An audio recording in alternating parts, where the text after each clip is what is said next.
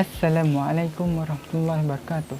Hari ini saya akan membincangkan tajuk perbandingan epistemologi antara modernisme dan pasca-modernisme. Nama saya Iskandar Zulkarnain bin Zalani, bernambah metik di 2018-208-6313. Definisi epistemologi: teori ilmu iaitu teori yang membincangkan tentang asal-usul ilmu pengetahuan, pengelaksan ilmu dan pengalaman manusia.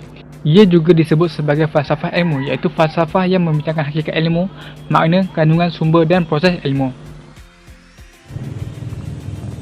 Modernisme ialah suatu tempoh masa yang menentukan kewujudan dan kemungkinan mengetahui kebenaran dengan hanya menggunakan penaklukan manusia. Dia bermaksud pemahaman modernisme ini hanya percaya kepada fakta semata-mata. Jika suatu perkara tidak dapat dibuktikan dengan fakta atau perkiraan matematik, seperti contohnya hantu atau makhluk-makhluk mitos yang lain, jika tiada fakta, maka mereka tidak akan percaya perkara tersebut.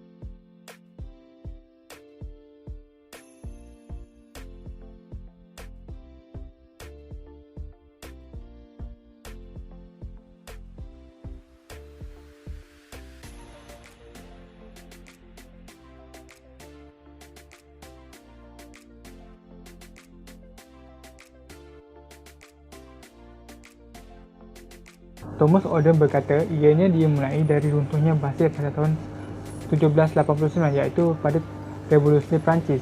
Ianya berakhir dengan kejatuhan komunis dan runtuhnya tembok Berlin pada tahun 1989.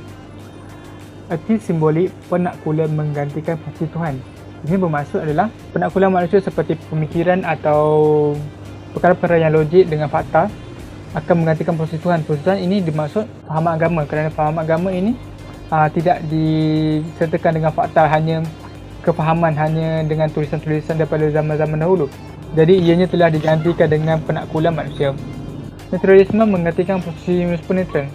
Naturalisme ini adalah sesuatu perkara yang logik dan sahih yang disertakan dengan perkiraan matematik ataupun dengan fakta. Supernatural ini pula adalah sesuatu perkara yang tidak yakin atau tidak boleh dipercayai, seperti tahyul atau tradisi terdahulu.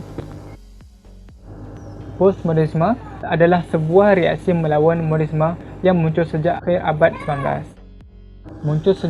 abad 19. Fikiran digantikan dengan keinginan, penakkulan diganti dengan emosi, moral digantikan dengan relativisme. Perbezaan modernisme dan pasca-modernisme dari sudut falsafah zaman moden. Modernisme, manusia menyadari dirinya sebagai pusat realiti yang menjadi ukuran segala sesuatu. Manusia menyadari dirinya sebagai individu. Ini bermaksud manusia itu pusat segala sesuatu. Jika manusia itu menampak atau melihat sesuatu perkara, maka ianya wujud, dan jika manusia itu tidak melihat sesuatu perkara, maka ianya tidak wujud. Pasca modernisme, kecenderungan mengkritik segala sesuatu yang dipengaruhi oleh modernisme, menolak apa yang biasanya dikenali dengan pandangan dunia. Sejarah modernisme sudah bermula pada abad 14 Masihi, penemuan jelas pada abad ke-7 Masihi sehingga 20 Masihi. Pasca modernisme muncul di Perancis pada tahun 1970-an sehingga kini. Pola pemikiran modernisme mengetahui kebenaran dengan hanya menggunakan penaklukan manusia. Falsafah moden sebagai penolakan kepada metafizik tradisional. Falsafah moden sebagai sebuah kemajuan berfikir dari pendewaan pemikiran metafizik. Fahaman modernisme ini menganggap bahawa metafizik tradisional ini adalah sesuatu yang mengongkong atau menghalang manusia daripada terus berkembang kerana ianya tidak logik dan tidak disertakan dengan fakta. Ini akan menyebabkan manusia ini berada dalam kepompong-kepompong tersendiri. Pola pemikiran pasca modernisme menandakan berakhirnya sebuah pandangan universal ilmu moden, menolak penjelasan yang harmonis, universal dan konsisten, mengkritik dan menggantikan semua itu dengan sikap menghargai kepada perbezaan. Ini kerana pada zaman modernisme, pada pemikiran modernisme, mereka menganggap bahawa semua manusia adalah sama rata dan sepatutnya dijadikan sama. Tetapi apa yang telah diperjuangkan oleh pasca-modernisme itu ialah mereka menghargai perbezaan di antara kaum-kaum yang lain, iaitu dari segi tradisi, agama, ideologi dan sebagainya. Ciri-ciri modernisme: manusia menyadari dirinya sebagai pusat yang menjadi ukuran segala sesuatu. membebaskan manusia dari penipuan tradisi atau tanggapan yang tiada kebenaran. Kedua-dua ini menunjukkan kemajuan di mana manusia menjadi waktu sebagai sumber dan tidak boleh diulangi. Di sini bermaksud, ciri-ciri modernisme ini menunjukkan bahawa manusia itu sendiri sebagai sumber utama kepada falsafah modernisme ini. Ciri-ciri pasca modernisme: penolakan terhadap pemikiran modernisme dan mula percaya kepada agama. Media masa memainkan peranan penting dalam penyebaran falsafah modernisme. Muncul nilai keagamaan ke atas penolakan modernisme, peluang bersuara secara bebas kepada kelas-kelas sosial bawahan. Di sini bermaksud, pada zaman ini media masa telah menunjukkan kemajuan yang tinggi dan di situ dijadikan bahan utama untuk penyebaran ideologi pasca modernisme ini. Di dalam ideologi modernisme, orang-orang atau kelas-kelas bawahan tidak diberi hak bersuara. Tetapi apa yang diperjuangkan oleh pasca modernisme ini, ia memberi peluang bersuara kepada kelas-kelas sosial bawahan seperti petani, pengembala dan sebagainya. Konflik modernisme.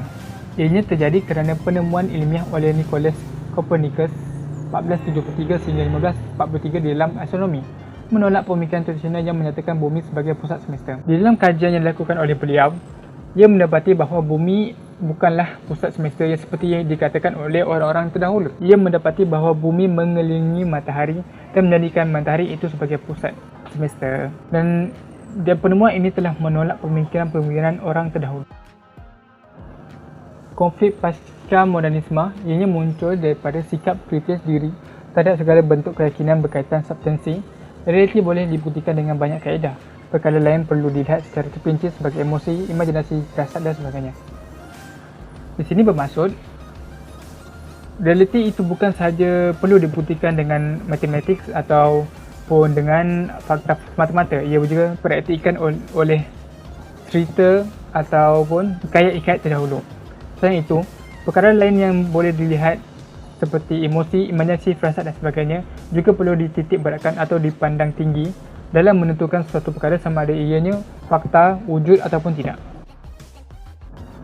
Tokoh-tokoh terkenal modernisme adalah Isaac Newton, Rene Descartes, Charles Robert Darwin, Joseph John Thomson.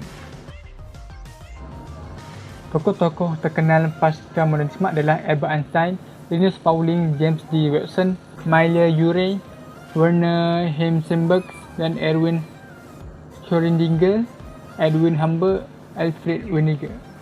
Dalam bentuk video, ianya suatu yang baru kerana sebelum ini saya biasa membuat satu video seperti interaksi video.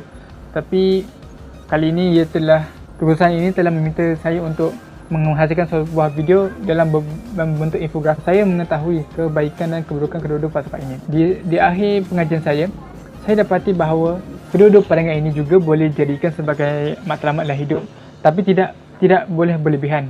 Kerana seperti yang kita ketahui, modernisme ini juga mempunyai agenda-agenda yang tersendiri dan seperti pasca modernisme juga mempunyai identiti sendiri. Jadi kita perlu menapis kedua-dua ideologi ini dan menghasilkan satu ideologi yang baru yang cukup kedua-dua sifatnya. Itu saja bagi saya. Terima kasih.